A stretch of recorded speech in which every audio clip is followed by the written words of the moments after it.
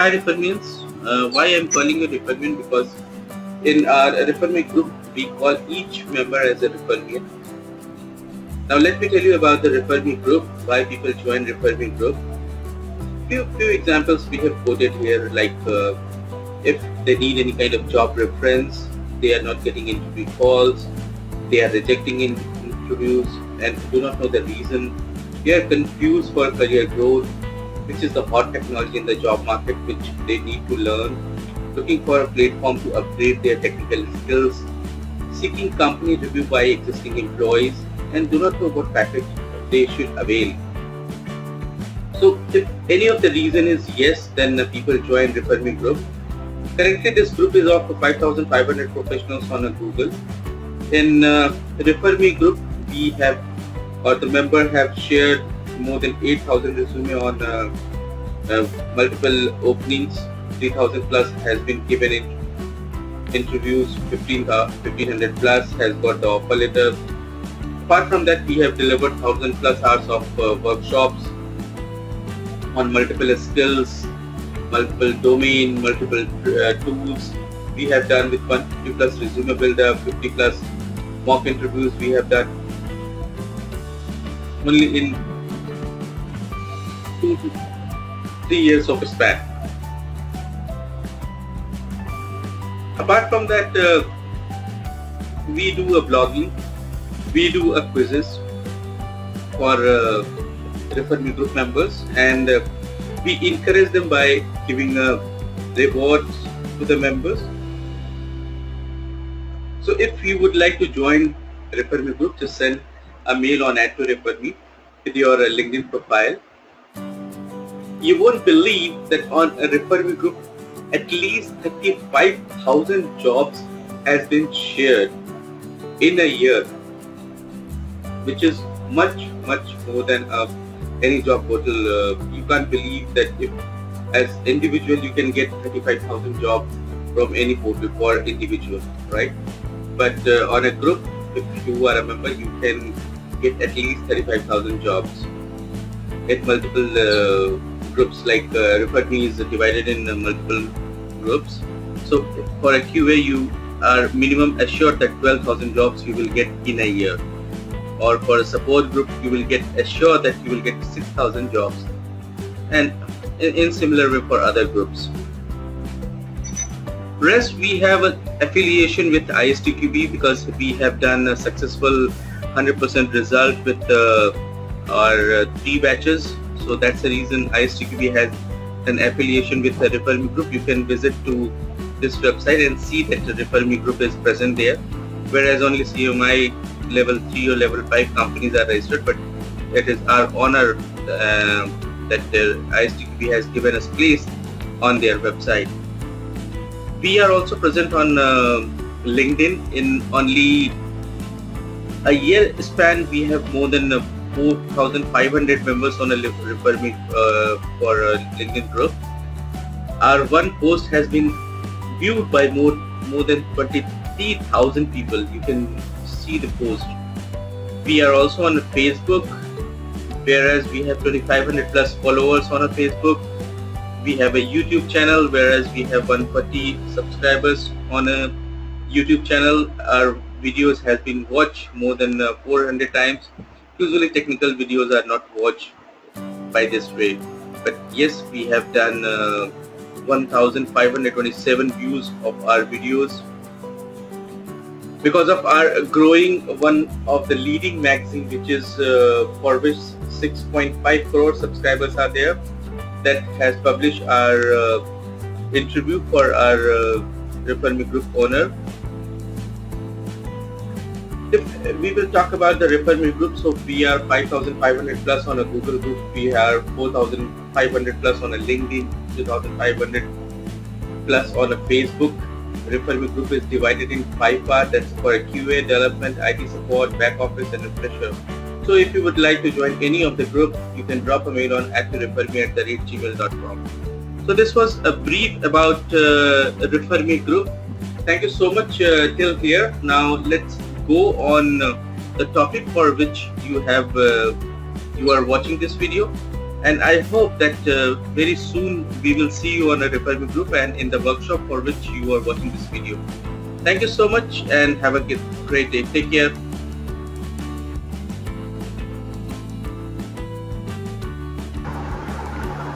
Hello everyone, welcome to the Me Group for the Unix session. So today we'll try to cover a basic introduction on Unix. Why do we need Unix? What is Unix? What all can be achieved using Unix? So today in the corporate world, right, like in our IT world, most of the banks or like big systems, 85% or 85% have been uh, installed, or like the servers, database servers, middle tier servers have been installed on Unix based operating systems. That may be Solaris, HP Unix, IBM, Linux, Mac, or whatnot. Even your latest hardware on like mobile technologies, those Android or iOS, those are based out of Unix.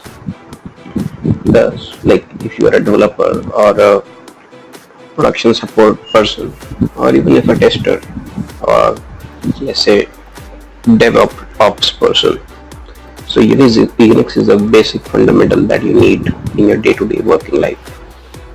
It's always good to have, and I would say it's a must to have. Most of the job requirements you would see a single line written there: Unix, Perl, Python, good to know, because in the background everyone is using Unix, and apart from your core technologies, it is expected that you are able to work on the operating system where your servers installed, your very middle tier is installed and working, because you need to look at the logs from a support perspective. You need to look at the logs, or level 1 problem triaging before going to level 3 support. You need to investigate. If you are a developer, you need to deploy a code or whatnot. So you need to know the core of your system where everything is installed. So what is Unix? Unix is an operating system, a control program where you can run your programs, manage system processes, or communicate with other systems or outside world, external, internal, inside the company, other servers, everywhere. Basically, it was invented in late 60s by AT&T Bell Labs, and what Unix is, that's a proprietary tool of Bell Labs. But what we normally use, so there are many flavors of Unix. Like Sun Solaris has its own, HP Unix has its own. So the most common that is used is GNU Unix, GNU Unix. So which is basically an open source tool which is available for everyone, right? And so what's the basic of Unix is, like, multiple users can log in at the same time, and each user can work on multiple programs, or you can say multiple programs can be run by each users, either in background or foreground at the same time. So it is multitasking and multi-programming, right? So in today's session, so it's an introduction session, we'll try to cover the basics of the building blocks of Unix, you can say, right? So when you log in into a Unix prompt, so how do you log in? Like, there's a server out there. So from my machine, how do I go to that server? So you will need a terminal client through which you can connect to the server. That can be PuTTY, Telnet, or there may be any other client available in the market. You can use that. Most commonly used is PuTTY, PuTTY. So you can use that. For today's session, I have my own small client installed on Windows. So it's a Unix simulator. So we can just run basic commands of all the Unix over the system. So I can show you. So when you log into Unix system, the first thing that comes up is the prompt where it says home, username or hash. So if you look at my screen, so I have reset my prompt. So it says my username at local machine and the tilde is the prompt. Sorry, the dollar is prompt here. So what is a prompt? So as the word suggests, it's prompting you to enter a command. Okay, you can type any command here. Try to execute a script, or look at the current processes, browse through file system. Everything can be done from here. So in Unix world, most of the interaction is done via shell or your terminal. So GUI is not given that much of an importance. So Linux based systems have GUI, but most of the interaction is done through your terminal using the shell mode. So it's very important we know how to navigate and how to write commands and execute the scripts using shell scripts. Unix is a case sensitive system, so capital A and small a will be different. So commands, whatever we use, the commands or any script we execute, so we need to take care of the words that we define, this case of the words, so as it is case sensitive, right? So let's see what are the basic commands we have.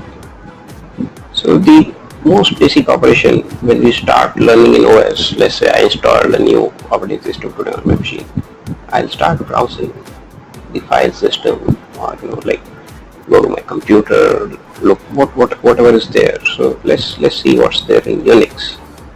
So let's say I logged into a machine right now. Now the first thing I'd like to do, I should know, now it doesn't tell me where am I. So we can do is a command known as pwd, present working directory. So it tells me, okay, this is where you are. Okay, so that's the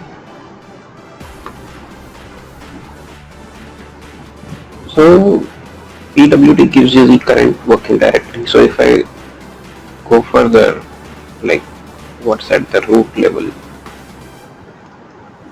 so if you have to go to the root, that's in Unix, the root is represented by /, that's the starting of your file system.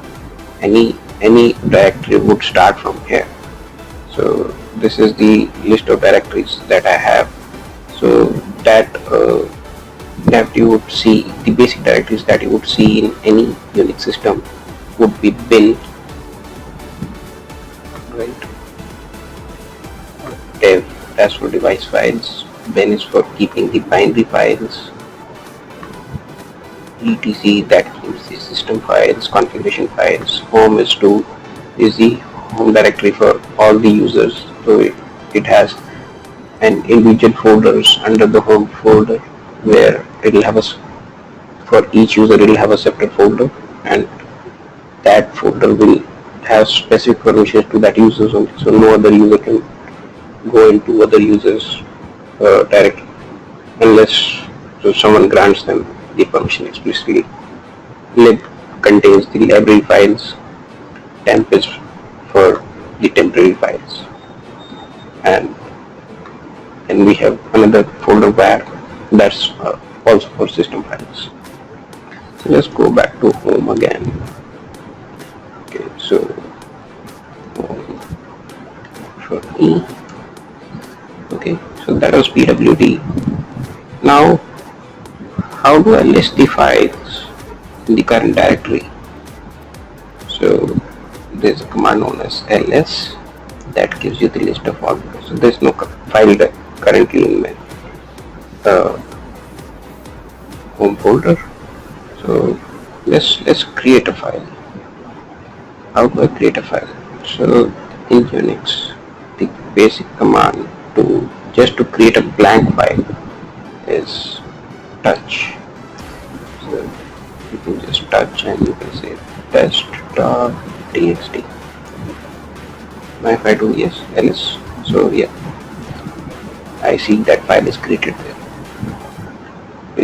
It's just giving me the file name. How do I see the properties of this file? What's the size of this file? When was this created? What are the permissions on that? So ls has an option -l, that's for long listing. Now that tells you test.txt was created on April 16th, 1239. The size of the file is 0. These are the 5 permissions. We'll come to that later. We'll describe what does each word mean. And this is the owner of the file. Yeah.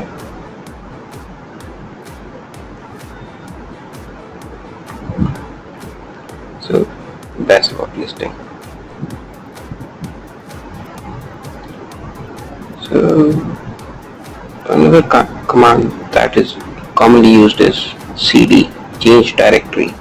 We already used that above. So let's see this. So cd is to change directory. How do I change directory? So if I want to go into, again, if I want to go into root folder, you can use cd root. If you want to go to the home folder, cd home. Refer me. Now one interesting point here. So let's say I write refer me. Actually this is a Windows system, so it allows me to do that, but Unix is a case sensitive program, so you won't be allowed to do that in Unix. So as I said earlier, I am using a simulator in Windows to show the Unix ones. So that's why it's not case sensitive. Okay, so cd is for change directory, pwd is to know the current present working directory, ls is to list the command. Now how about if I want to delete a file, copy a file, move a file, other file operations.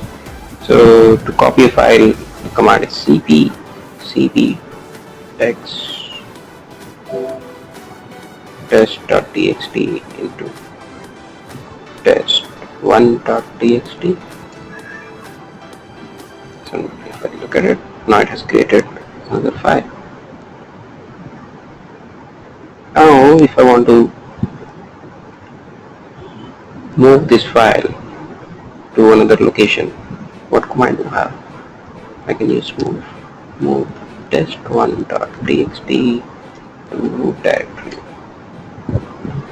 So you see this file has been moved from here, and if I go to root and do the listing there, so this file has been moved here, right? Let's go back to the home directory. So in cd we also have 2 special paths. One is tilde, that represents your home directory. So if I'm at, let's say, root, I want to go to my home directory, you can just say tilde, or wherever you are, just do cd tilde and it will take you to your home directory. Then another one is hyphen, that takes you to the previous working directory. So before this we were at the root level, right? So if I do tilde, hyphen, it will take me there. So let's do now home. Now again if I do cd, if I again do this home, so it just takes you one level back, so it doesn't reiterate. So if we were in root, then we went to home. So if I do cd hyphen from home, it will take me to root. Similarly from root, if I do cd hyphen, now from here if I do cd tilde, you go to your home directory. Now to delete a file, the command is rm test.txt. That deletes the file. So test.txt is gone. So pretty much okay. So how do I create a directory? So that command to create a directory is mkdir test directory. So when directory is created, you can go inside that directory and see the listing there. Yep. And you can create files there as well. Test.txt. So let's see. Right. Then another basic operation. So now, how do I print something in Unix? So here we have a command called echo. So that echoes back whatever we give it as an input to this command. So if I say echo hello world, so it goes back, right? So in Unix we have redirection operators. So right now whatever we are doing is being printed on your terminal, right? What if you want to put that in a file? So let's execute the previous command again, and if I do this redirection to a test2.txt, see you have not got the output on the terminal this time. And if I do lsl, so I see a new file has been created, test2.txt. Now another command in Unix is cat, that's to display the content of the file. So if I do cat test2.txt, it displays the content of that file. So from the previous command we saw that from echo hello world we redirected the output to test2.txt, that created another file, and through cat we can view the content of that file, right? So this redirection operator, that for output redirection, okay, redirecting the output, there are two operators. One is single sign and there is a double one. What's the difference? In single angular bracket, it creates the file from scratch and dumps the output to that file, whereas in double angular brackets it opens the file into append mode and creates the file. So let's say if I do again echo hello world, let's say hello world 2 into test2.txt, and I say cat test2.txt, so that hello world is gone, that has been replaced by hello world 2. Whereas if I did hello world 3 and I did double angle brackets and I do a cat to this file, so you see this time it has been appended instead of being replaced. And if I went again and just did the singular bracket, would again overwrite the file, we are back to single one, right?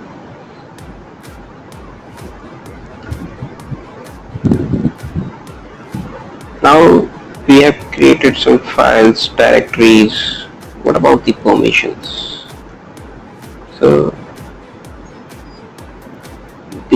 there are 10 keywords here.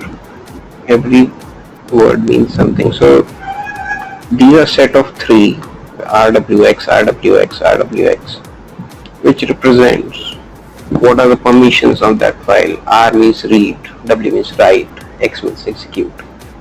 So the first set here, starting from the left, That's for the file owner. The second set is for the group, and the third set is for rest of the world, other users. So second one, when we say group is the group to which the user belongs, right? So this is the owner of the file. This is the group to which owner belongs. And this is the group that is other than the main group. And the first keyword defines whether it's a directory, it's a file, or is it a link, right? So since we are viewing the directory here, so it says T.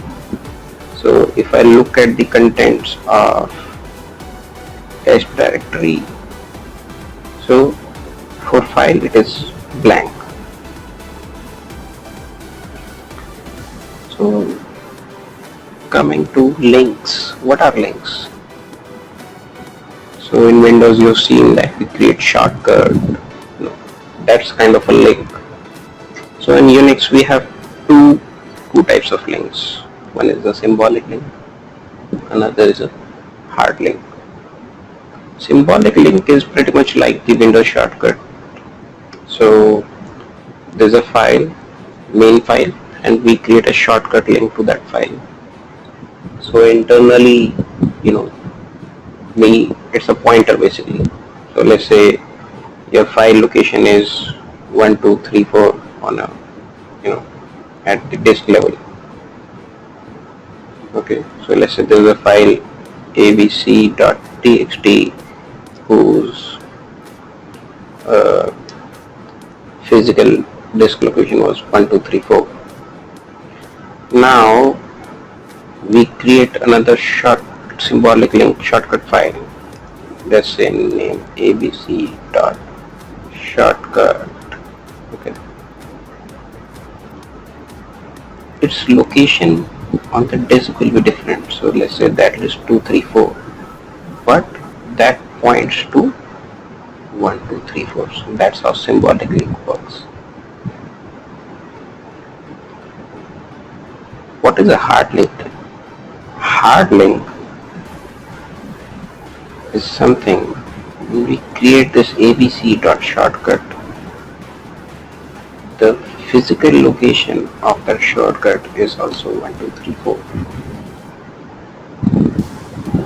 So it directly creates a link to the physical device for the same location. So if I delete abc.txt, abc.shortcut still persists because it's pointing to the same physical location. Whereas in case of symbolic link, if I delete abc.txt, abc.shortcut loses its importance because the file it's trying to point to does not exist. So let's take an example of that. Let me create a file. So we have a file here. Let's go to test directory. We have file test1.txt. So to create a link, the basic command is ln. If you want to create a symbolic link, it will be -s. You give the destination name tst.short and source name. No, I did it the other way around, sorry. So tst1.txt, then tst.shortcut. So that has created shortcut file. If I do, so you can see in the file permissions it shows it's a link, and here it shows test.shortcut points to test1.shortcut. Now if I do a test.shortcut, it give me nothing because test1.shortcut is also blank. So if I do go, hello test1.txt. And now if I do that, so you can view the file contents within the shortcut as well, right? Now let's try to create a hard link. ln test2.txt test dot hard link. Let's look at the file. Now you see here test.hardlink has been created as a normal file, but if you do tst.hardlink, the contents are same because this physically is pointing to the same location where test2 is pointing. Now, what if I did the echo hello hard link to tst.hardlink, and if I did a cat test2.txt. So you see whatever change we did in test.hardlink is reflected into test2.hardlink. Right.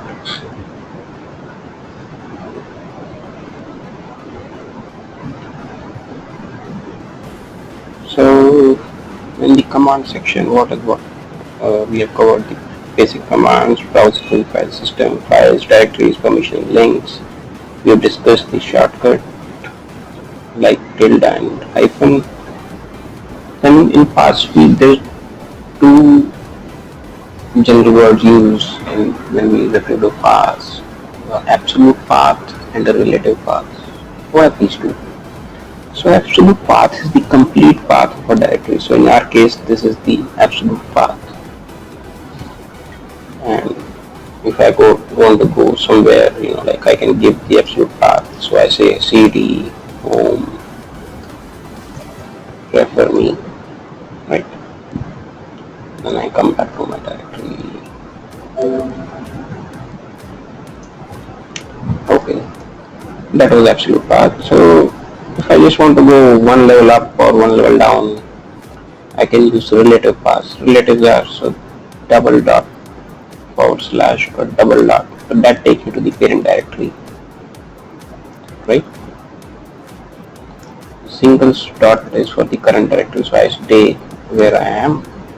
So if I do again double directory, back at home, I can combine that. So if I do, if I go back to, so let's say relative paths, I can do double dot / double dot. So it will take me 2 levels up. So basically, there are a lot of more commands which are used in day-to-day life. So our course will be covering all those commands which are used in day-to-day lives, the shell scripting part. So using these commands, we can create a shell script. So it's a shell script is nothing like combination of commands. You write a program, you do a set of instructions desired for the needs, and all kind of text processing and extraction, uh, transformation or load into your file systems or database, whatnot. So our goal in this course will be to enable you, at the completion, you should be able to write by yourself independent shell scripts, right, and understand the complex programs in Unix, so that you can, in your day-to-day office life, working life, can deal with Unix easily. Yep. Okay. Thank you, everyone.